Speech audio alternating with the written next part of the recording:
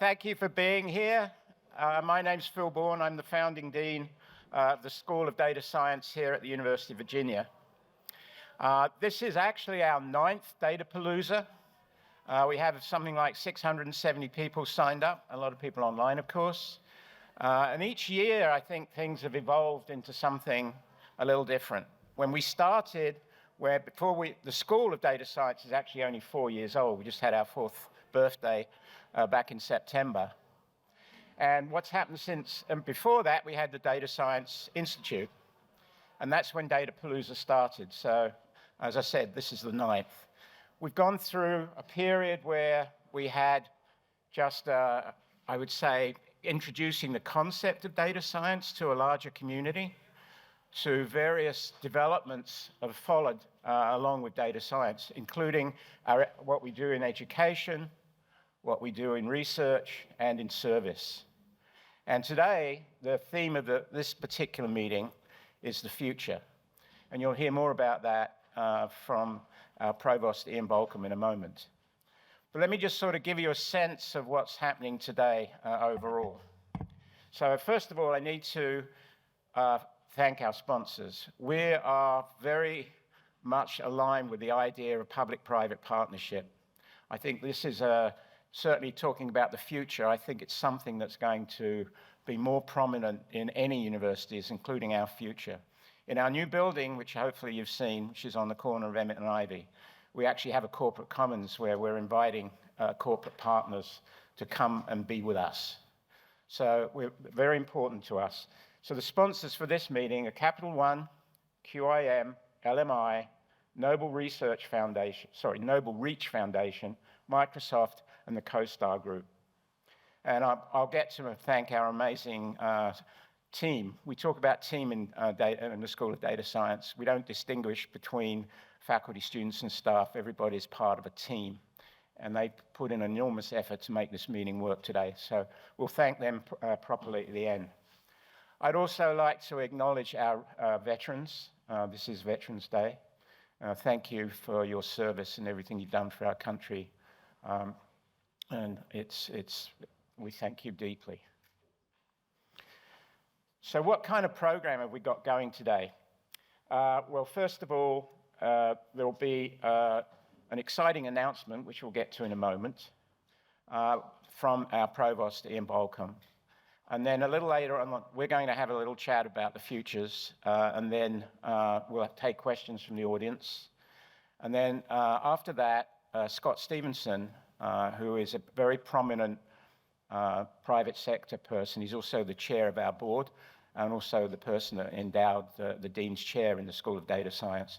He's going to join us to talk about futures as well from a private sector perspective. And then we'll move into some sessions that'll be in 3 different rooms in parallel.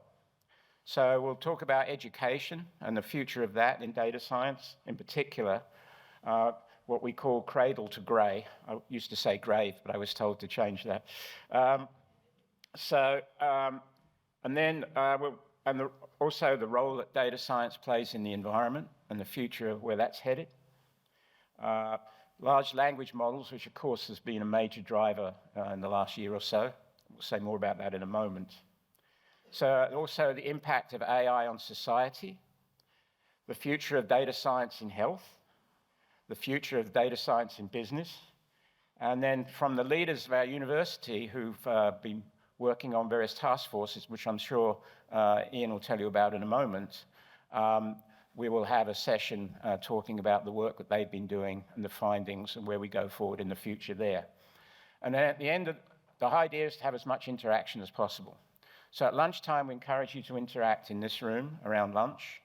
We also have admissions teams here, our wonderful admissions team from both our undergraduate major, which is now in play, the undergraduate minor, our master's programs, both online and residential, and our PhD programs. So there'll be representatives from all of those if you want to talk to them. Otherwise, you can just network in this room and have an enjoyable lunch. And then at the end of the day, we'll regroup in here, and we'll actually sort of discuss together some of the findings and things that you've heard about during the day and where we go from there. So that's the basic idea. So let me just sort of set the stage by sort of proposing a future that is, say, 5 years from now. So I spend a lot of time thinking about this, as other people do. And I wrote this all into a blog, which I'll post this meeting. But I just want to give you one scenario from there to give you a flavor of the kind of things that we're thinking is likely to be in the future. And it's not all about just data and data science, because there are other elements that are clearly going to come into play. Large language models, which of course are built from large amounts of data, are really the flavor of the day. But there are many other things that are happening around virtual reality, around sensors, around quantum computing, around robotics, and many other things. So what's this world going to look like in 5 years? Well, just consider one example. Say you are a history major. And in 5 years, what's it going to be like to study history? Say for example, you're studying some history of Thomas Jefferson, something that is pretty in vogue here. How does that work now? You probably go online, you look up a lot of stuff. You probably still have to go to the digital collections, the analog collections in the library, because a lot of stuff is still not digitized. That'll probably change in 5 years. But there's a lot of individual human legwork that goes into studying that history. What's it going to be like in 5 years? Well, here's an imaginary scenario that I play with all the time. So, first of all, you're wearing a virtual reality headset. And what's been computed is a timeline, a social network of Thomas Jefferson, automatically from natural language processing of all the literature. So you can move along that timeline and you can see who Jefferson was interacting with at certain time points and who they were interacting with, and you could blow out a whole large frame network. So you're moving in a virtual way, you're moving along this network, and you decide to stop at the laying of the cornerstone of the University of Virginia, a little over 200 years ago. Then what you can do with a large language model is you can actually simulate a conversation between, you could play whichever role you wanted. One of the sitting president or the two past presidents. So you could be Jefferson and you can talk to Madison and Monroe, and you could have a simulated conversation as to potentially what occurred at that time point in history. Then with your virtual reality headset, you can look around and you can see exactly before the academical village was actually there, what a simulation looks like of that landscape. I can't believe that that's not going to be a compelling way to think about history in the future. But it raises lots of issues for us. It raises who can teach in those environments. If it is truly a virtual reality environment that's much better than what we have now, is that going to affect the demographics of our universities? And people will be more remote in the way we saw, of course, during COVID. These are just examples of things, and the ability to teach in this kind of environment requires a set of skills that a lot of people just don't have at this point. But it seems to me it's going to be what the students are going to demand. So we have to be up there with our abilities to do this if we're going to remain as competitive as we are now. So this is just a sort of example of where we're headed. So I just wanted to sort of put that out there. Lots of other really fun examples we could talk about. Maybe we'll get to that at the end. But that's where we are now. So what I'd like to do right now, because I saw him floating around, is to introduce my colleague and friend, the provost of the university, Ian Baucom, who's the executive vice president and provost of the University of Virginia. I'm glad you're here, thank you. As the chief academic officer, he oversees the university's teaching and research activities and directs the academic administration of the schools, the library, art museums, public service activities, numerous university centers, and foreign study programs. Before becoming provost, Ian Baucom served for 8 years as the Buckner W. Clay Dean of the College and Graduate School of Arts and Sciences. Ian came to UVA after serving 17 years in Duke University's Department of English as a professor and as the director of the John Hope Franklin Humanities Institute Ian's worked with UVA colleagues to attract more than 150 renowned faculty members to the college, encourage a culture of innovation. He continues to emphasize the importance of recruiting at the highest levels of excellence and enhancing the faculty's diversity. At the same time, he partnered with colleagues across the university to form the Democracy Initiative, enhance UVA's brain science and environmental initiatives, which we're going to hear from people today, and through faculty cluster hires and other programs has helped launch global programs like UVA London First.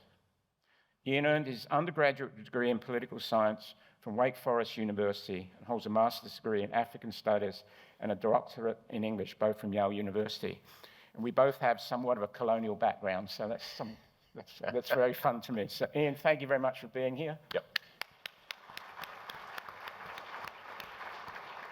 I invite you to make a few opening comments. Happy to make opening comments, the first of which is thanks to all of you for being here, but thank you to Phil. You are an extraordinary dean. It is a rare opportunity for someone not only to lead a school, but to build a school. And to build a school in a discipline that is both older than we think, but is also emergent on the higher educational landscape for the first time. And one of the things that is so striking for all of us about Phil's leadership with the team is his determination to build a school without walls. And to really think about a school that serves not only its own purpose, but advances the educational mission of the university. So Phil, deep thanks to you for what you've done and for the leadership you provided. And I think this gathering itself is sort of evidence of that. The range of issues that you've identified, thinking about the significance of data science, not only to our understanding of the not only looming but arriving climate crisis that the planet is addressing, but profound issues of equality, inequality, inclusion and exclusion, which I know has been an area of focus for you. Thinking about our pedagogical missions, our research missions, even in that just sort of 3 to 4 minute description of what is happening today at Datapalooza, I think you get a sense of the grounding significance of this work. So my only real opening comments, Phil, are thanks to you. Thank you.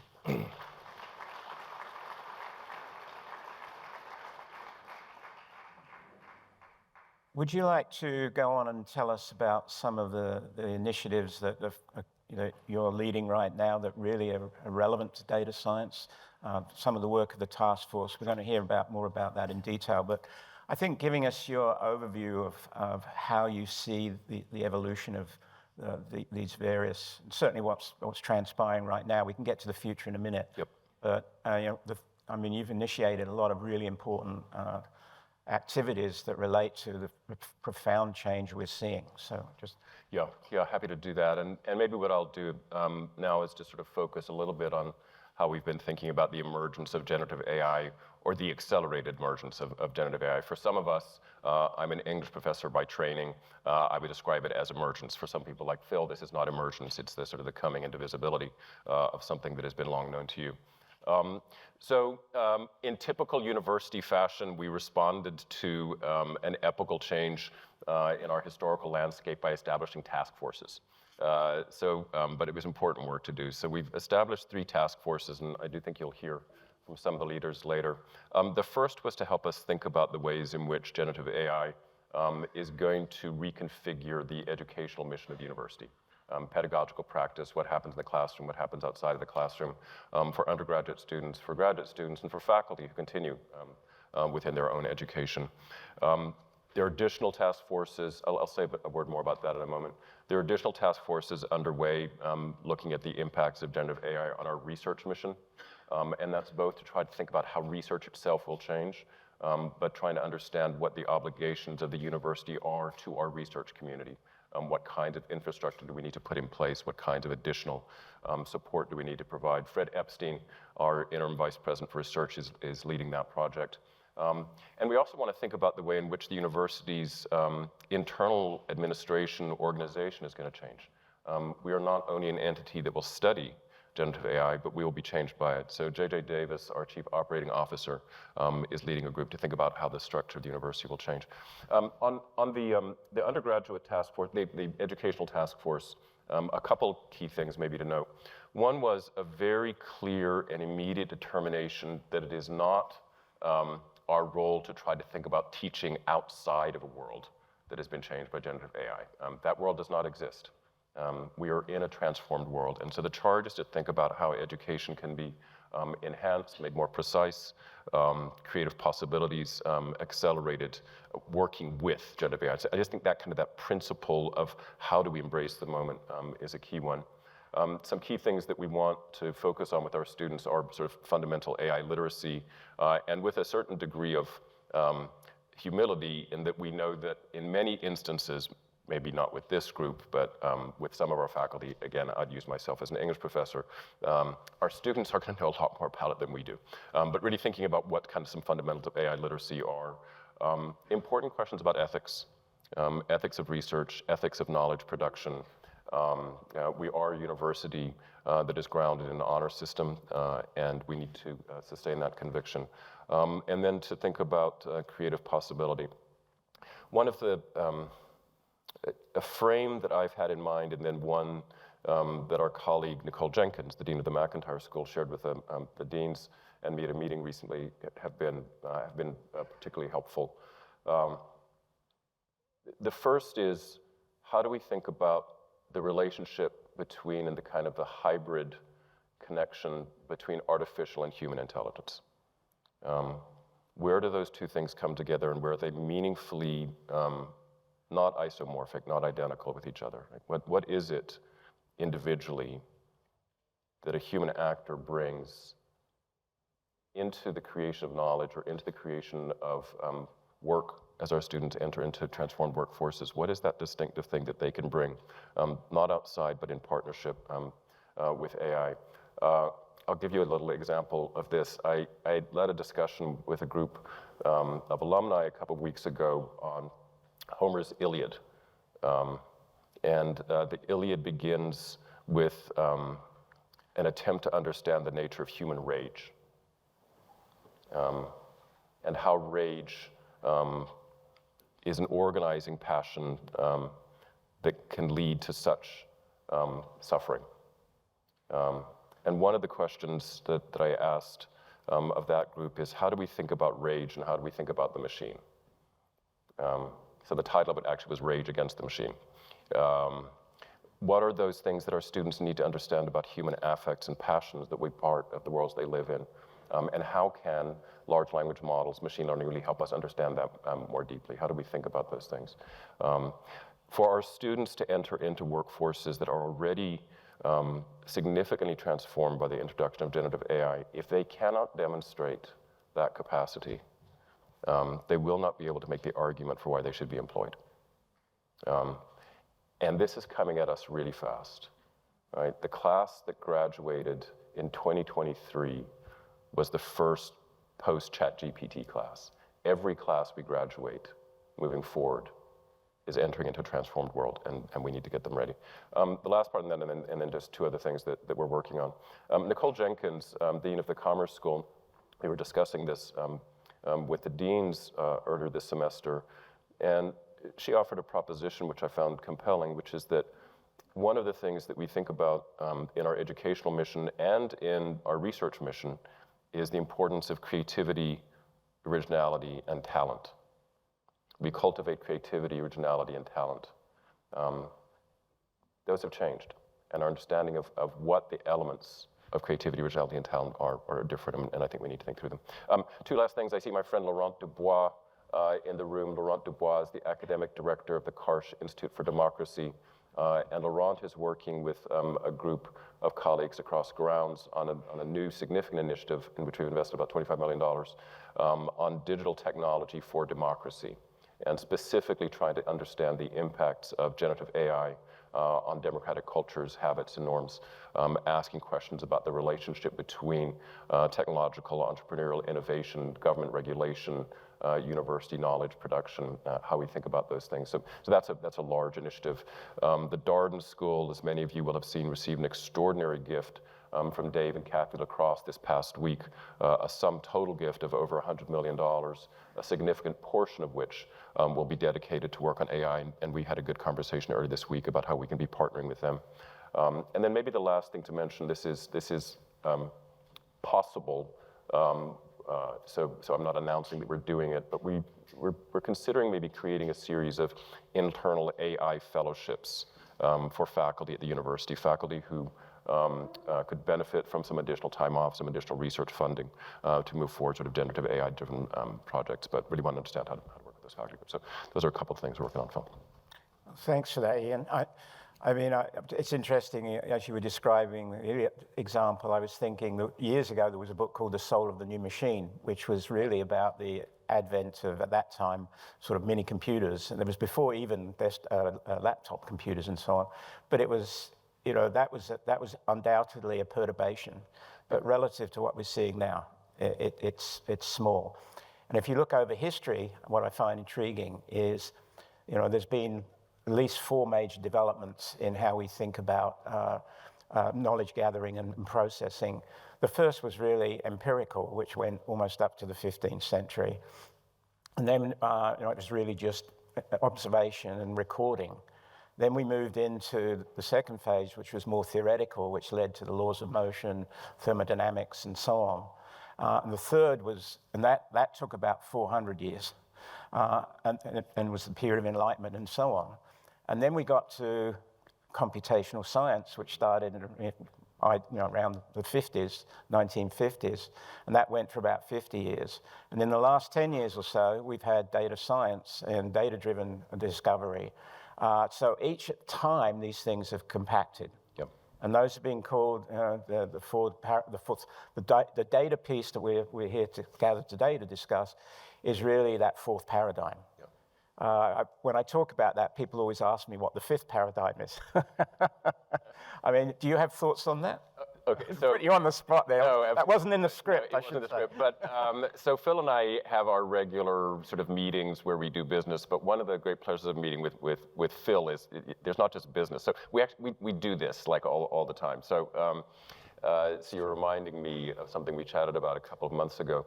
There's a very important historian named Jill Lepore, who wrote a significant history of the U.S. a number of years ago. And the title of that volume was "We Hold These Truths," right? We hold these truths, and obviously we hold these truths to be self-evident. One of her arguments, and Phil, it roughly corresponds with what you're saying, is that we have been through, she identifies 3 eras in which the basic unit of knowledge, value and understanding that universities pursue has changed.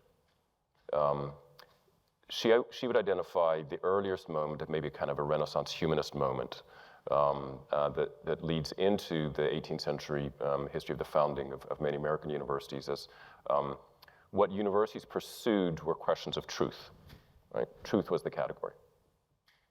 What succeeded the preeminence of truth was fact. And this is, I think, your empirical moment. She's got a slightly different sense of this. And if you think about universities, the truth moment is one of the ascendancy of the humanities. The fact moment is the one of the ascendance of the social sciences and the basic sciences. Truth, fact, then numbers, which sort of goes to your sort of computational moment, and then data. And very similarly, and I think you can see that, and it's also something about the relationship between the distribution of authority of the humanities, the social sciences, the fundamental and translational sciences, and then the data moment, I think, is one where, again, getting back to your opening description of what's happening at Datapalooza, data I don't see then as a domain apart.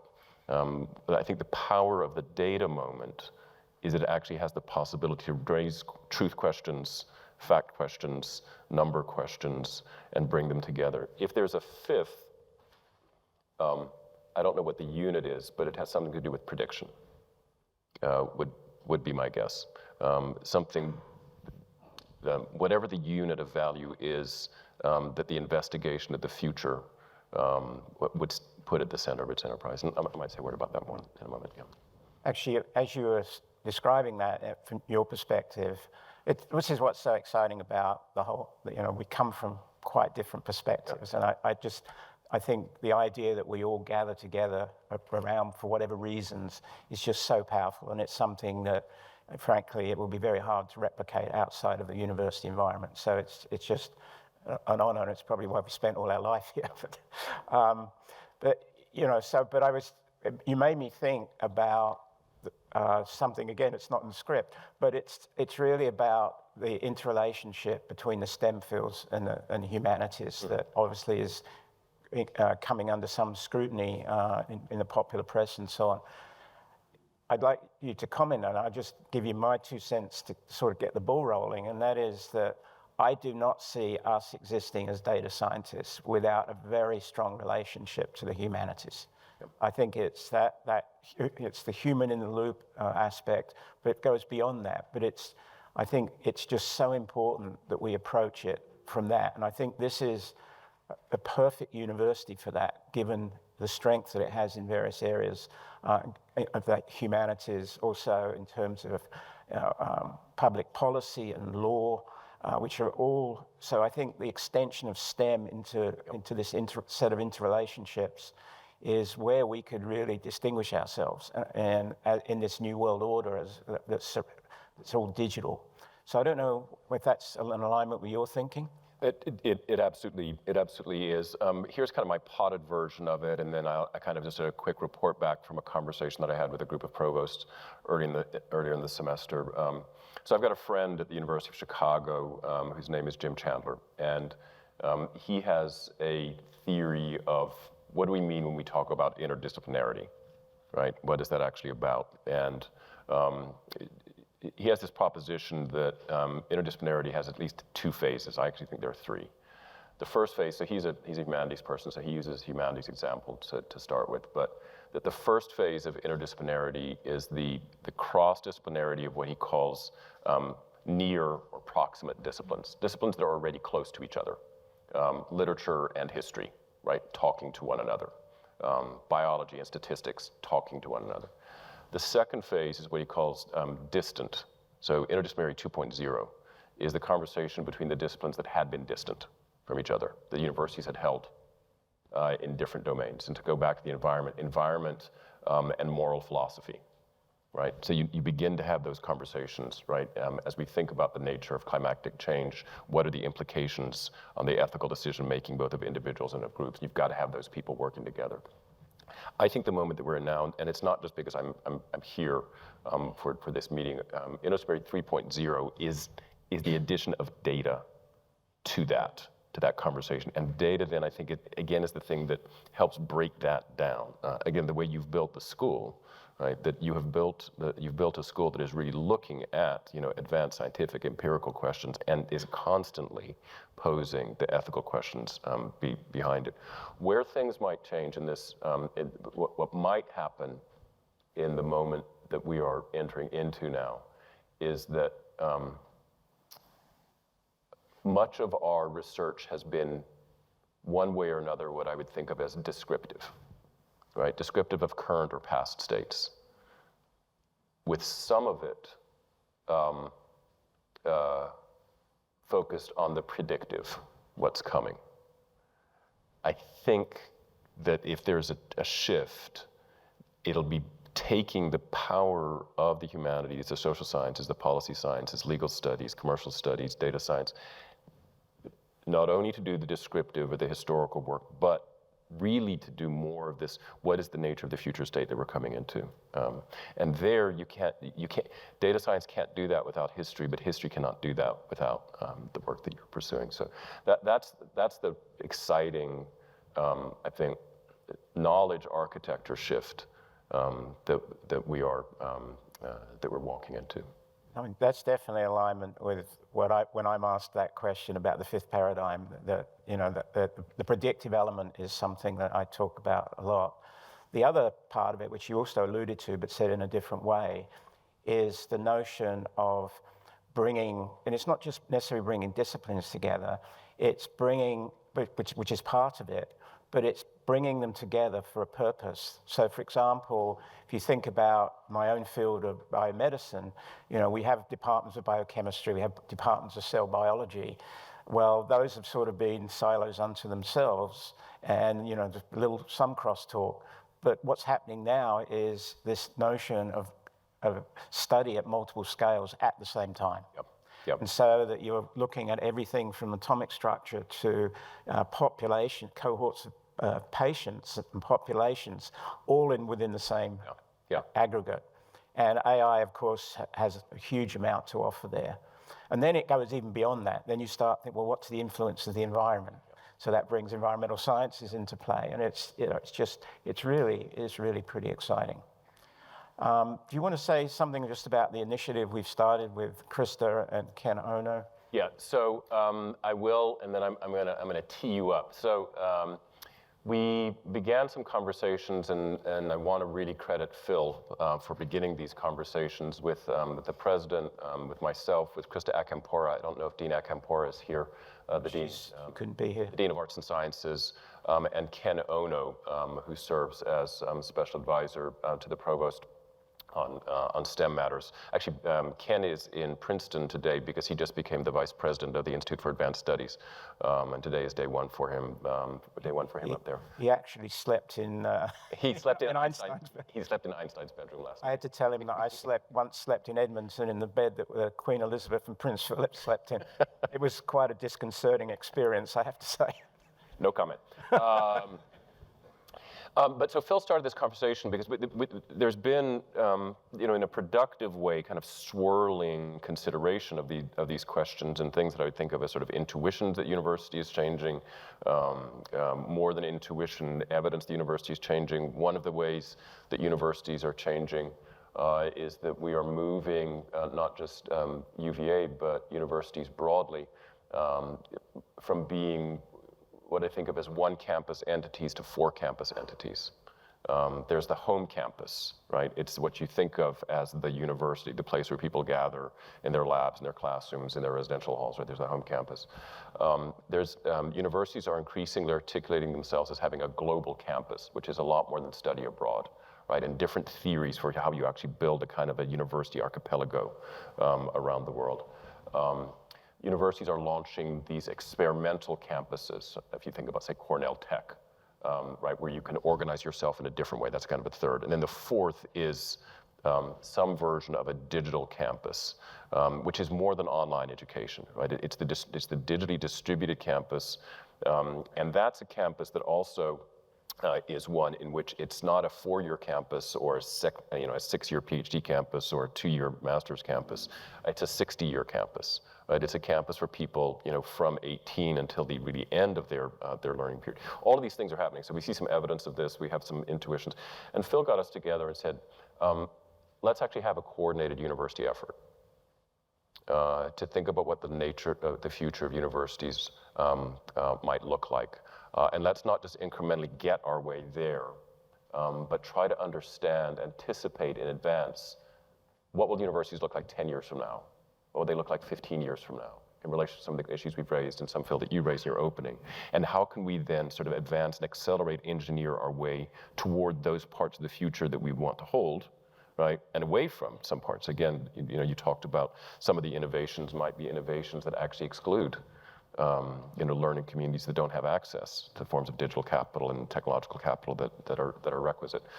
So we are announcing, I believe today, that we're announcing, and I am announcing, yes, I'm announcing that the university is going to be launching a futures initiative that is going to be co-led by Phil, Dean Akampora, and Krista, and Ken Ono. To take this question up and to work with thought leaders from around the US and around the world to really begin that conversation and to put ourselves in a position not to walk toward the future, but to imagine it and to try to shape it. Phil, you've given this a lot of thought. And anything else that you want to say? And with thanks. Phil, can I actually give him a round of applause? This is really a big deal for us. So, Phil, yeah.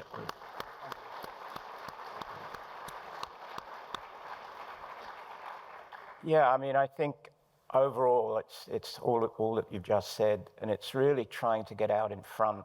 If you think about what's happened with particularly generative AI and so on, we've been very reactive to something that happened rather than active and being out in front of it.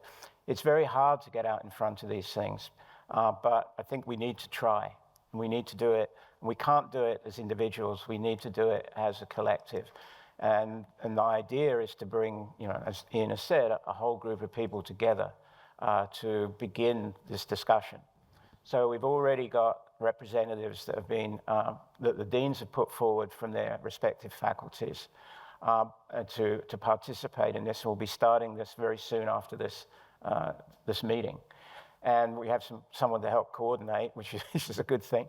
And the idea is really to bring in some thought leaders who are recognized in this space, who are already trying to think about the same kind of things. And I think it's an experiment, and we'll see how, when we all get together, what kinds of activities we think we should perform. And there'll be a series of podcasts and town halls to start this off with a variety of interesting people.